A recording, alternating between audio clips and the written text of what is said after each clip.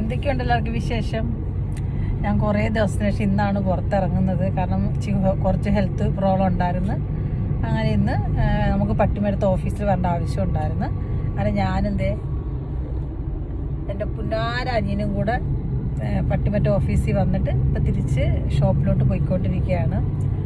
നല്ല മഴയുണ്ട്, നല്ല അടിപൊളിയൊരു തണുത്ത ക്ലൈമറ്റാണ്, സൂപ്പർ ക്ലൈമറ്റാണ്. എന്താ മനസ്സിലെന്താ പറയാ?